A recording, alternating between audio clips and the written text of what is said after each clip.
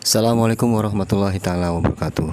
Waalaikumsalam warahmatullahi taala wabarakatuh. Berjumpa kembali dengan saya Khalifah Setia Haji Muhammad Suhadi Al-Waliuddin pada channel Buya Pasaman Timur dalam Makom Majelis Zikir Ma'rifatullah. Alhamdulillah kita kembali menayangkan acara Mudzakaroh kita bersama Guru Mursyid Syekh Nur Muhammad Buya Irwan Maulana Al-Khalidi, yang pada kesempatan kali ini tepat di malam Jumat ini kita dari awal Isya tadi sudah menjalankan kegiatan tawasulan berjamaah.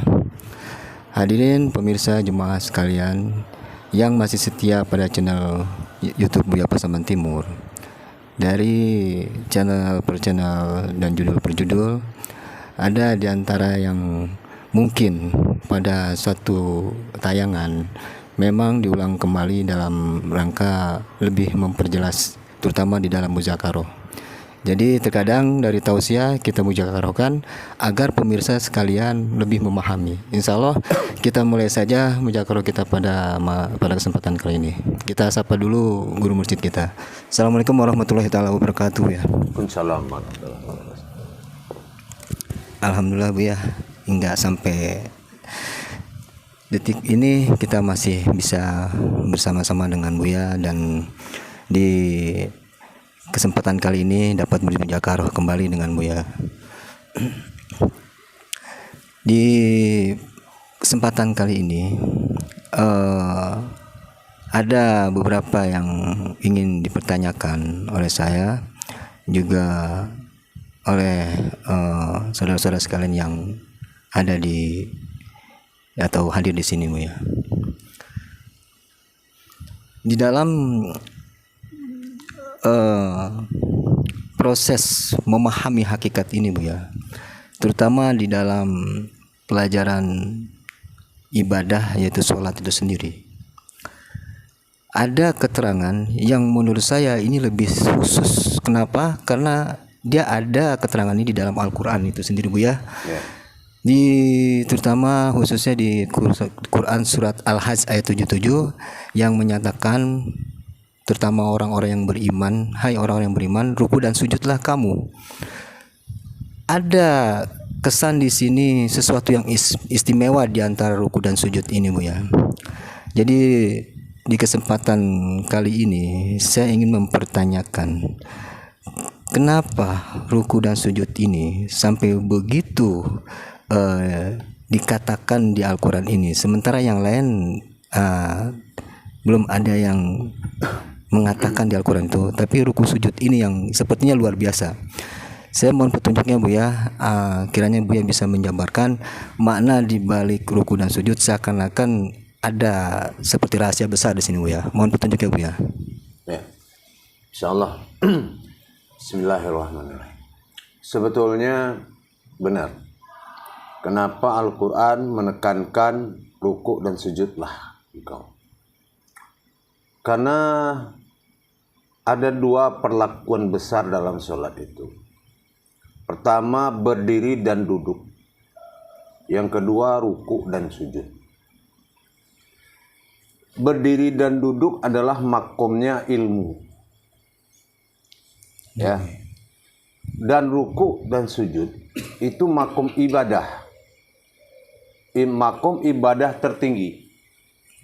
Nah, kenapa? Memang kalau ditinjau dari sisi penyampaian dari kauliyahnya, ayatnya, 3 kali berulang dengan yang sama. Di sujud juga begitu. 3 kali diulang dalam ayat yang sama. Tapi kodrat sujud dengan kodrat ruku itu jauh beda. Ini adalah hakikat daripada rakaat. Dikhawatirkan seseorang itu tidak mampu menjalankan syariat, maka Allah meminta kepada Rasulullah untuk menjadikan hakikat. Pernah Rasulullah bertanya kepada Allah, seandainya umatku tidak mampu berdiri, tidak mampu ruku, tidak mampu sujud, tidak mampu duduk, apa yang dia harus lakukan? Apa kata Allah? Bacalah Al-Quran dikala berdiri, itulah Al-Fatihah. Insyaallah. Bertahmidlah dikala ruku, nah itu tahmid. Berzikirlah dikala sujud, dan berdoalah dikala duduk. Ditahmid, bertahmidnya seseorang kepada Allah, berarti ini tidak zikir. Ya. Nah, kenapa zikir itu mengingat? Kalau tahmid itu memberikan pernyataan taubat, berarti kita dilarang mengingat sebuah kelalaian, sebuah kesalahan, itu dilarang. Kenapa? Di ruku kita sudah ada mengkaji tentang kasah wa kasasah. Iya. Di mana seseorang mensucikan dirinya dari sifat kelalaiannya. Subhana rabbil azimi wa bihamdi. Iya. Nah, kelalaian ini tidak boleh diingat lagi. Yang akan diingat adalah kebenaran. Makanya dia beda dengan sujud. Kalau sujud zikir. Contoh subhana rabbil a'la wa bihamdi, pada kening menyatakan nurani. Nurani Allah wajib diingat. Tahmid tidak boleh mengingat. Kembalikannya gitu ya. Nah, jadi ini jatuh namanya amal sa'adiyah. Kalau berdiri dengan duduk itu syahadah langsung. Allahumma salli ala sayyidina Muhammad, dia langsung. Nah, tapi kalau tahmid itu adalah perkara kesalahan. Subhana rabbil azimi wa bihamdi. Ya Allah, sucikanlah diriku dari sifat kelalaianku. Subhana rabbil azimi wa bihamdi wa kasah. Ya Allah, sucikanlah diriku dari sifat mempersekutukanmu. Yang ketiga wa kasasah. Subhana rabbil azimi wa bihamdi. Sucikanlah diriku dari sifat tidak bersyukurnya aku kepadamu ya Allah. Nah, sifat yang tiga ini tidak terpuji. Maka seorang umat bertahmid kepada Allah atau berdoa dalam ibadah. Nah, beda dengan sujud. Kalau sujud sudah jelas itu subhana rabbiyal a'la wa bihamdi. Sucikan dan tinggikanlah derajat. Nah, yang pertama apa? Makomnya adalah nurani. Nurani adalah warisan dari Adam terhadap nurani jasad. Sifat nur bagi Allah. Sucikan dan tinggikanlah derajat nurmu pada diriku ya Allah. Itu yang pertama. Kenapa? Karena kening menyentuh sajadah. Nah, yang kedua, apa yang menyentuh sajadah lagi? Telapak tangan ini. Nah, telapak tangan. Ya. Yang ketiga kaki. Kaki, lutut. Nah, tapi itu hikmah. Tapi yang dizikirkan di situ bukan hikmahnya. Kodrat. Kenapa? Diri hakikat bagi Allah pada diri manusia nurani, rohani, dan rabbani. Nah, tiga ini yang disucikan. Pertama, kita meminta kesucian nuraninya Allah pada diri kita. Itulah nurani yang bersifat wujud pada jasad. Yang kedua, kita meminta pembersihan kepada rohani kita kepada Allah. Itulah zatnya Allah. Asal usul kodratnya Muhammad rohani bagi kita. Yang ketiga adalah batiniah, sifat batin, nyawa bagi kita. Batin Allah nyawa bagi kita. Subhana rabbil a'la wa bihamdi. Sucikan dan tinggikanlah derajat batinmu dalam diriku ya Allah. Tapi zohir kita menyentuh lagi tiga itu jawaban Allah. Apabila kamu laksanakan dan berzikir atas yang kamu minta, itu boleh dizikirkan terus. Ya nuru, ya ziddini, ya batinu. Berarti sujud ini bisa disambung zikirnya di luar sholat. Ya nurani pada Adam, jasad bagi diri. Ya nuru. Ya zid dini, wujudnya Muhammad dari zatnya Allah rohani bagi kita. Itu boleh dizikirkan. Nah, tapi tahmid kesalahan yang tidak boleh diingat. Nah, jawabannya apa? Pekerjaan zohir itu jawaban. Kening. Allah sucikan diri kita, pikiran kita dari kebatilan. Ini akibat nurani yang dizikirkan. Allah menjawab doanya dengan perbuatan bersih pikiran, bisa menerima ma'rifat. Tak mungkin nurani pikiran masalah duit kan? Nah, berarti itu masalah ma'rifat. Yang kedua, telapak tangan. Asmaul Husna 1881 dalam tulisan Arab. Allah membersihkan zahir dan batin kita. Dijawab dengan apa? Nasib. Apa kata Adam setelah Muhammad mengatakan sujud seperti tadi?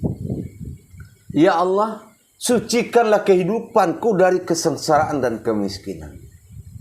Allah balas dengan itu. Berubah nasib itu.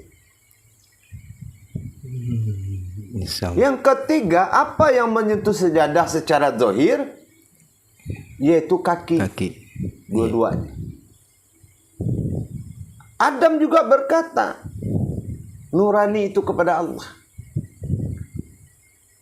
Sempurnakanlah perjalanan dunia dan akhiratku ya Allah.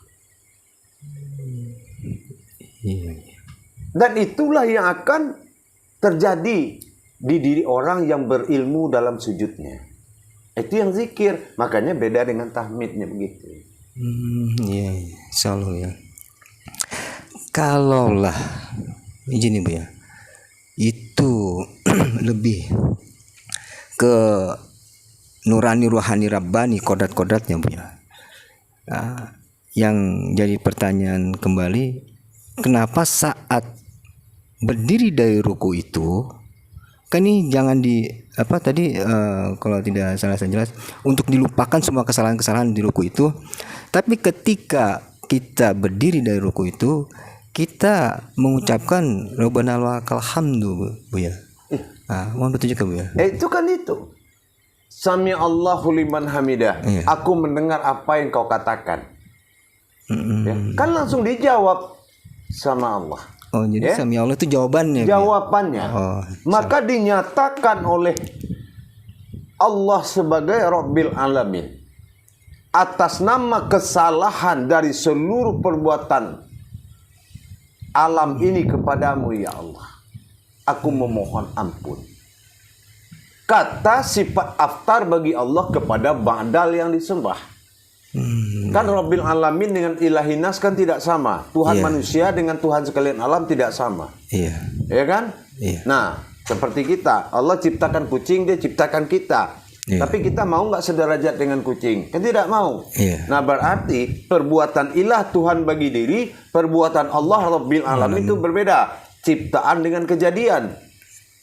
Maka disitulah alif kedua berdiri yang dinamakan alif tersurat. Kalau alif yang tersirat lebur pada berdiri. Makanya di situ ada tersirat dan tersurat. Di sholat kita ketemu kenyataannya.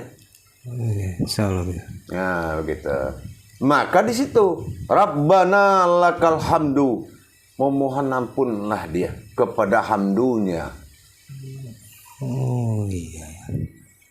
Lalu kalau tadi Buya sampaikan di sujud itu sebenarnya ada pengaruh dari marifat yang ditinggikan dan disucikan. Ini sebenarnya rahasianya apa Bu ya? Kenapa arahnya ke marifat gitu Bu ya? Ma'ani itu maknanya gitu Bu ya. Yang pada saat sujud itu. Kan sholatnya fardu ain. Semua kejadian dalam sholat itu kan harus disaksikan. Iya. Salam, ya. Pekerjaan pandangan, bukan pekerjaan jasad. Maka jasad itu dalam sholat hukumnya sunat. Nggak ada yang wajib itu satupun.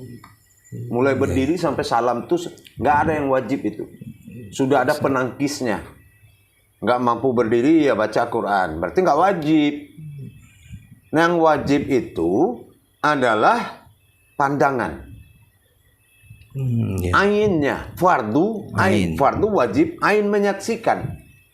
Nah, jangan sampai ada yang kosong tuh pandangan dari awal sampai akhir. Kalau kosong, disitulah setan memanfaatkan. Makanya sudah melenceng kita. Itu yang menyebabkan sholat seseorang itu akhirnya tidak sesuai dengan apa yang dikatakan sebuah padu. Dalam hal ini padu ain itu sendiri, Bu ya. Ya. Salam ya. Jadi tadi kan mengenai proses ruku dan sujud itu, Bu ya. Pada saat dari ruku berdiri, lalu awal berdiri itu kita akan sujud. Saat dipanggil Allahu Akbar ini arahnya lebih kemana nih, Bu ya? Sama nggak pada saat kita takbiratul ihram itu? Tidaklah. Perbuatan berdiri, ruku, sujud itu kan dia kan 3 kali perbuatan. Alif lam mim, alif lam ro, alif lam shod. Oh, ke situ. Tapi kalau berdiri menuju sujud itu namanya alif lam mim. Ya. Nah, alif Allah bersifat abtar, lam bertajali, mim sujud. Artinya aku dizohirkan untuk menyembah. Itu yang ditanggung oleh sifat nyata tadi. Yang kemarin di tausiah Bu ya pernah sampaikan itu ya. Berarti yang saya sampaikan di tausiah seluruh YouTube itu tidak cukup 10 kali dengar tuh, harus terus. Kenapa? Benar. Ini kajian Tuhan. Iya benar. Ya. Agak menerimanya Bu ya. Harus sering menonton dan menghayatinya sampai datang pemahaman. Insyaallah. Jadi antara dari berdiri ke ruku ke sujud ini beda lagi Bu ya. Pemahaman tadi yang Bu sampaikan dari berdiri ke ruku itu alif lam mim gitu Bu ya. Jadi dari berdiri setelah ruku ke sujud itu beda lagi. Oh, insyaallah ya. Beda lagi. Pantas kalau sering Bu ya sampaikan kalau dalam pengkajian tauhid ini jangan langsung menyimpulkan. Makanya sekarang logika lah. Saya katakan alif lam ro posisinya di mana? Ro itu perbuatan atau gerak atau af'al. Sekarang kalau alif pernah dikatakan sujud itu sudah salah. Kan gitu? Iya. Tapi kalau hakikat yang sudah kita kaji, perbuatan siapa yang sujud itu, maka sah hukumnya. Tapi dari sisi perbuatan, inilah ro. Ro itu perbuatan. Oh iya. Salah ya. Nah gitu ya. Nggak mungkin ada alif itu patah, nggak mungkin. Atau bengkok jadi ini, nggak mungkin. Contohnya apa? Alif itu terpisah dari lam mim, betul nggak? Iya. Nah sekarang kita berdiri nih. Berarti yang lam mim, yang bergerak dan sujud itu siapa? Iya. Nah. Lam sudah tahu nurani pada Adam. Mim sudah tahu zat pada Muhammad. Menyatu nur dengan zat apa namanya? Ya kan? Nah, itulah yang sujud. Nah, kalau saya sampaikan nanti ini salawat boleh. Allahumma salli ala sayyidina Muhammad. Nah, sama juga mana itu? Kenapa tidak? Karena ada pengakuan bertajalinya Allah kepada Muhammad. Sehingga datanglah kalam dari Tuhan bersifat ba'dal atau billah. Assalamualaikum ayuhan nabiyyu wa rahmatullah. Kenapa ada Tuhan menghampiri Muhammad dalam sujud? Kenapa ada Tuhan bersalam kepada Muhammad? Muhammad yang mana ini yang duduk? Kenapa di kaligrafi Arab ditulis itu gambar syahadat? Sementara yang punya duduk ini adalah tumbadil, wujud Allah semata. Tapi karena Allah minta dipanggil Muhammad, disitulah Billah mengatakan Assalamualaikum ayuhan nabiyyu wa rahmatullah. Subhanallah. Wujud Billah ingin dipanggil Tuhan, ingin dipanggil dengan nama Allah. Wujud Allah bertajali untuk ingin dipanggil namanya Muhammad. Itulah salawat dengan syahadat. Dikatakanlah salawat itu dengan salawatullah. Berkahwatnya Allah kepada Muhammad itu salawatullah. Insyaallah. Alhamdulillah. Memang benar harus sering diulang-ulang ya. Tapi intinya ada dalam jiwa kita, Khalifah. Kalau telinga itu wadah, tapi ilmu tidak tinggal dalam telinga.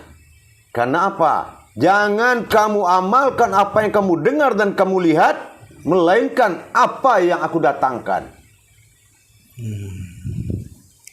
Insyaallah ya. Insyaallah. Ya. Alhamdulillah. Baiklah ya, untuk sementara saya akan beri kesempatan saudara-saudara yang lain. Silakan, barangkali ada yang ingin bertanya. Assalamualaikum warahmatullahi wabarakatuh ya. Waalaikumsalam warahmatullahi taala wabarakatuh. Kalau dicerna-cerna, dialu-alusi mujakarah Buya tadi, ada yang berdiri, ada yang ruku, ada yang sujud. Berarti sholat ini ada tubuhnya Buya. Kalau seandainya ada tubuhnya, mana yang tubuh dengan sholat, mana yang kaki dengan sholat, mana yang otak dengan sholat? Ya. Yang dikatakan kodrat sholat itu adalah wujud. Yang dikatakan nyawa sholat itu adalah af'al, gerak. Itu nyawa sholat. Selagi Allah itu beraf'al pada jasad dan berfi'il pada rohani, engkau bergerak, aku hidup. Makanya kalau orang tidak bertuhan itu tanda-tandanya cuma tidak hidup. Itu tanda-tanda tidak bertuhan, sudah ditinggalkan Tuhan, bukan mati. Ya. Nah, kenapa kita dihadapkan kepada kodrat mayat kalau sudah tidak bertuhan? Itulah af'al dengan fi'il tadi. Fi'il itu gerik, af'al itu gerak. Nah, gitu. Kalau itu sudah nggak ada, dianggap mati. Nah, padahal itu gerak Allah semata. Nah, di sholat juga begitu. Yang dikatakan otak dengan sholat, wujud. Kotak pada sholat itu adalah makom yang bersifat wujud. Kalau kiblat rohani berbeda dengan kiblat jasmani. Kiblat rohani adalah batin, wujud, sir pada dalam wujud. Makanya bulat kepala kita kena titik menuju titik. Insyaallah. Mau nggak kepala yang petak? Nggak mungkin kan? Berarti dia harus bertajali kepada wujud. Nah, itulah kotaknya. Makomnya azali. Makanya kalau berurusan batin dengan Allah, pelihara nyawa. Kaji nyawa itu. Jangan ngaji Allah dengan makrifat. Mana ada makrifat? Dikaji Allah dengan nyawa, dicari Muhammad dengan zat kodrat diri itu, dengan rohani. Dekati Adam dengan nurani. Ketemunya Allah. Adam nggak ada, Muhammad nggak ada yang ketemu Allah. Tapi itu adalah makom tajalli Allah.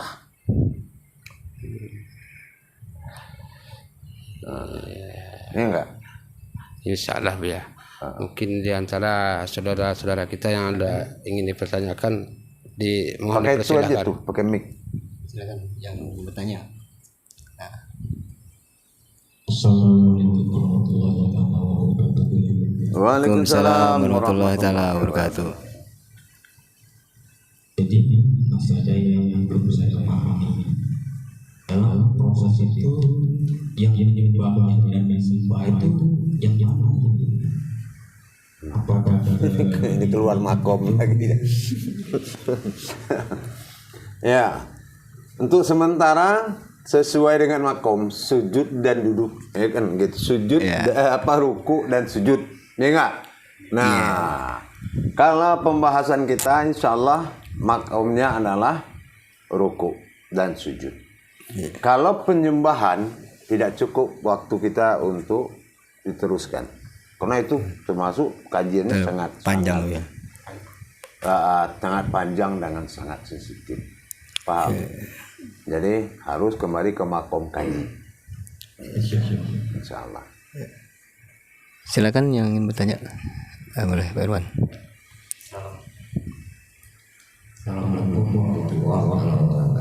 Waalaikumsalam warahmatullahi wabarakatuh. Tadi ada saya dengar kita sholat misalnya itu dan berdiri itu nggak wajib. Jadi kalau seandainya ada orang sakit itu sholat itu gimana hakikatnya ya? Kalau dia ingat kan nggak mungkin. Apakah urutannya dibayang dia ruku, sujud, baca itu atau gimana? Oh tidak. Sholat itu sahadah langsung. Artinya apa? Bacalah Al-Quran dikala berdiri. Kalau kita nggak mampu berdiri, Al-Quran itu kan Al-Fatihah. Al-Fatihah itu bacalah berapa kali? Ikuti rakaat sholat. Kalau rakaat sholat itu 4 kali, 4 rakaat, berarti Al-Fatihah itu baca 4. Termasuk kita bertahmid dikala ruku. Kalau 4 rakaat berarti baca 4. Kalau sujud, berzikirlah kamu kata Allah. Kalau tidak mampu sujud, berarti 4 kali. Subhanallah azimi wa bihamdi, subhanallah wa bihamdi, subhanallah wa bihamdi, subhanallah wa bihamdi. Itu baru sekali. Nah, kalau 4 itu berapa kali? 12. Hitungannya adalah 4. Kalau sholatnya 4 rakaat. Kalau 3, ya 3 rakaat, 3 kali. Al-Fatihahnya 3. Kalau bertahmid ya sebanyak itu rakaat juga. Kalau kita misalnya mampu duduk ya. Nah, gimana? Jadi duduk itu seperti sholat atau urut seperti buya tadi lagi. Misalnya berdiri kita nggak bisa baca Al-Fatihah 4 kali. Nah, yang sujud juga nggak bisa. Kalau sudah batal satu, batal semua itu. Kenapa? Berdiri itu adalah perbuatan Allah semata. Makanya kalau Allah pernah kata di surah Al-Baqarah ayat 213 213. Hah? 213. Nah, kalau nggak salah itu dikatakan bahwasan berdiri itu adalah milikku seutuhnya. Tapi kalau yang lain silahkan Sa'diyah bisa diganti. Tapi kalau berdiri itu milik Allah seutuhnya. Makanya Al-Fatihah itulah penggantinya. Kalau sudah Al-Fatihah penggantinya, ke bawahnya ibadahnya adalah Sa'diyah, tidak langsung semua. Gitu. Tahmid, berzikir dikala sujud, dan berdoa dikala duduk. Berdoa boleh panjang-panjang. Rabbil firli warhamni wajiburni wahdini wa'afini wa'fu anni ya Allah. Apalagi terusin aja. Namanya kita berdoa. Nah, tapi kalau ada orang nggak mampu berdiri, sah duduknya, nah itu nggak boleh. Tidak ada. Sholat itu langsung. Nah, berarti dia tidak boleh membayang-bayangkan perbuatan sholat tadi karena ketidakmampuan. Itulah fungsi ada ruku, ada sujud. Nah, tapi yang sujud, ruku dan sujud ini adalah perbuatan sa'diyah, perbuatan tidak langsung, tapi berlaku dalam sholat. Tapi kalau ada imam khatib bilang, oh bapak pakai kursi roda aja, bapak kena nuzuk atau sakit, dibolehkan sekedar. Dibolehkan karena sakit, itu bertanggung jawab ustadznya. Karena apa? Ini tidak ada kemudahan. Di sini ada ilmu. Dimudahkan oleh ilmu itu halal, tapi dimudahkan oleh ustadz itu tidak benar. Kenapa? Salat itu sahadah langsung. Jangan amaliyah bisa mempropaganda ibadah. Nggak bisa. Kalau gitu, kenapa orang hujan hari kita nggak bisa ke masjid, nggak sholat tetap berdosa. Sumum bukmum umyum fahum la yarji'un. Allah tidak mau tahu. Kenapa? Karena bisa diselesaikan dengan ain, fardu ain. Wajib menyaksikan.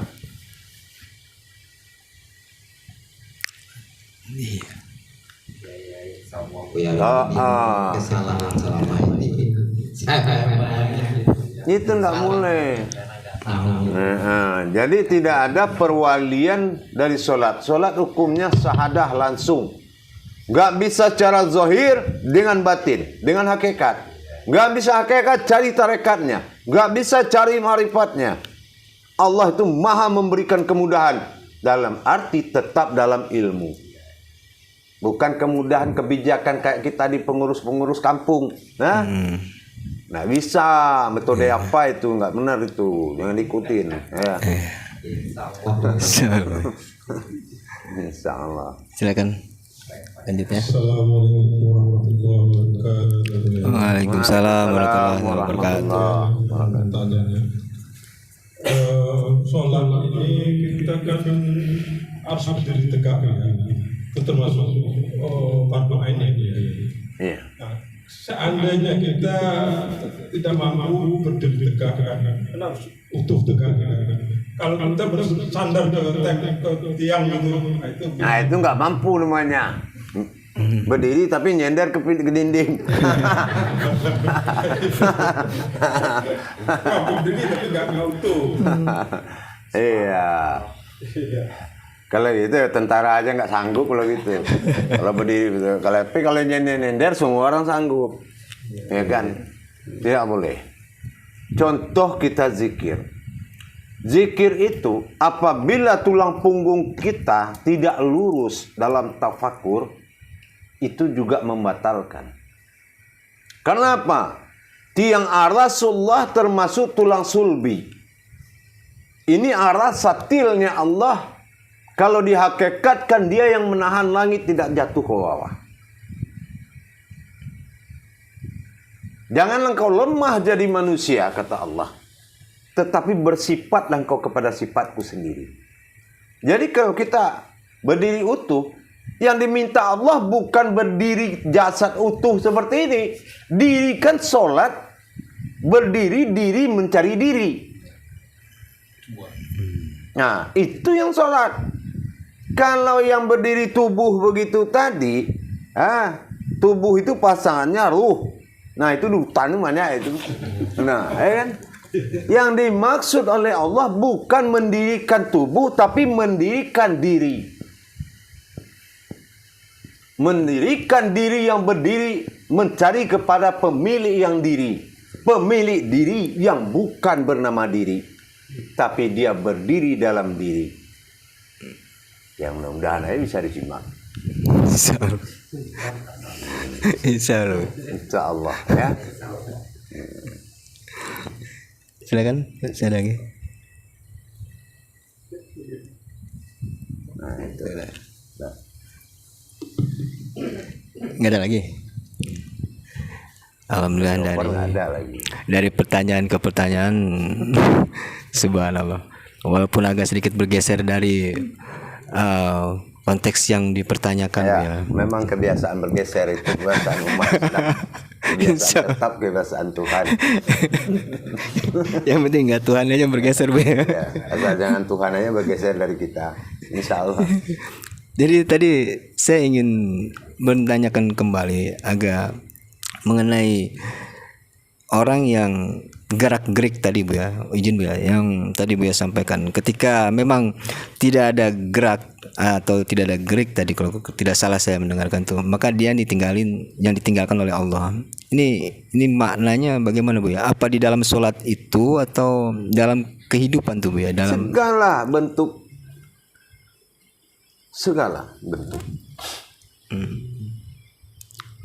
Jadi mananya ke situ ya Bu ya? Kita hidup, Allah hayat pada diri dengan af'al pada jasad, yaitu bergerak. Kita hidup, beribadah, jatuh kepada gerik jatuh kepada niat. Gerik ini niat. Kalau kita lihat maling, ini kayaknya gerak-gerik dia mau maling. Terus kita lihat orang di pasar banyak yang bergerak, kan? Tapi geriknya ke pasar. Saya lihat gerak-gerik orang ini pergi ke pasar. Begitu juga sholat, geriknya fiil pada rohani menuju wujud yang mendapatkan sir alif pada wujudnya. Af'al itulah gerak jasad. Hanya akulah yang dizahirkan untuk menyembah, bersifat aftar Allah pada dirinya sendiri. Itulah yang dipanggil Allah, dan bersifat ilah batin pada Tuhan. Itulah ilah batin bilah pada sukun sir. Ada sukun, ya. ada tempat, ada rahasia di dalam. Siapa yang mampu melihat? Sudah tempatnya nggak kelihatan, tambah lagi yang di dalam itu yang harus dilihat. Karena tingkat rahasia, maka yang mampu melihatnya kodrat-kodrat yang berasal dari rahasianya sendiri. Mana kodrat yang berasal dari rahasia? Nurani, rohani, dan Rabbani. Insyaallah. Jadi kiranya sudah mulai dipahami. Sebenarnya bukan gerik yang mengikuti gerak, tapi gerak yang mengikuti gerik dalam sholat ini, Bu ya. Betul. Jasad adalah makom. Iya. Nah, cumalah seandainya kita sholat ya, berasa kita digerakkan oleh rohani kita, yaitu Muhammad. Nah, inilah bedanya sholat Nur Muhammad dengan sholat Nurul Islam. Kalau sholat Nurul Islam, imamnya di masjid, ya. Nah, yang ditunggu sama dia lampu yang ada dalam kuburan, yaitu bercahaya kuburan. Itu Nurul. Tapi Nur Muhammad berdirilah Imaminullah Muhammadun Rasulullah Sallallahu Alaihi Wasallam. Nah, bagaimana kita solu rakaati muni usolli, mengikuti seperti dia solat. Mana yang Muhammad yang diikuti? Nah, seperti itu. Salam ya. Alhamdulillah. Jadi kalau kita mengikuti jasad, nah ini udah parah. Iya kan? Terkadang kan kita nih memahaminya, bahasa-bahasa marifatnya yang harus kita cerna. Lalu antara tadi yang Buya sampaikan, antara gerak dan gerik, sampailah pada kesimpulan yang tadi saya sampaikan, Bu ya. Ternyata kita ini harusnya yang gerik ini mengikuti gerak, bukan gerak mengikuti gerik, ya Bu ya.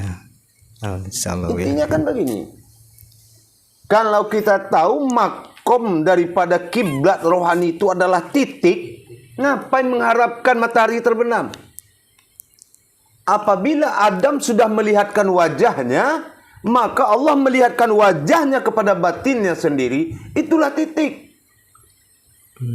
Nah, sadarin dari sekarang kalau titik itu wujud, tempat adanya Allah, itulah kiblat rohani. Kalau kesadaran sholat kita ke situ, itu udah bagus. Makanya kalau kita nggak ke situ, arahnya tidak menuju wujudullah,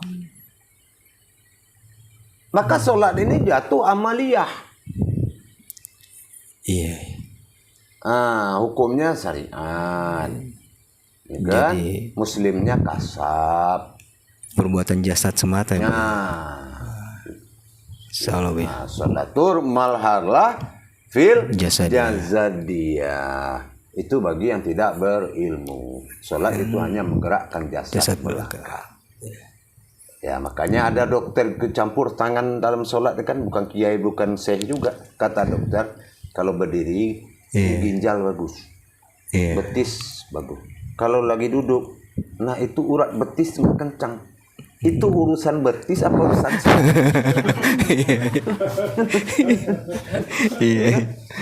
Itulah amalia.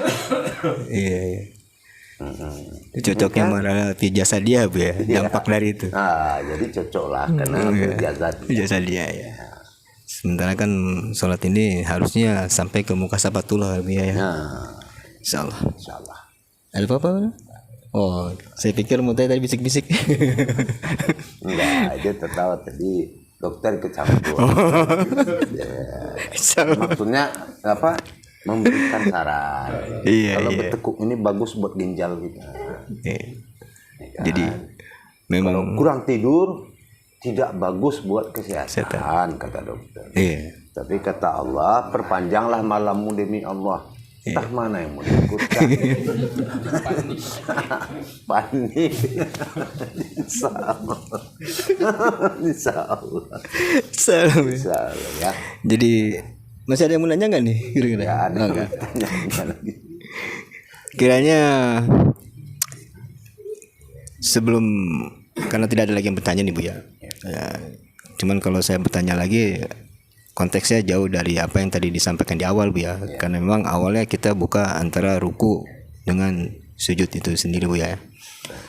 Jadi seperti biasa di akhir acara Mujakarah ini Bu ya. Kami ingin mendengarkan nasihat dan petua dari Bu ya. Baik, petunjuk Bu ya. Insya Allah. Dalam pertemuan Muzakarah ini saya hanya memberikan suatu pandangan. Kalau tidak berani menetapkan suatu makrifat kepada Allah, jangan berharap kamu akan dapat apa yang kamu inginkan. Itu aja. Kalau tidak berani, Insyaallah. Itu aja insyaallah. Insyaallah. Sangat ini sekali Bu ya. Insyaallah. Alhamdulillah.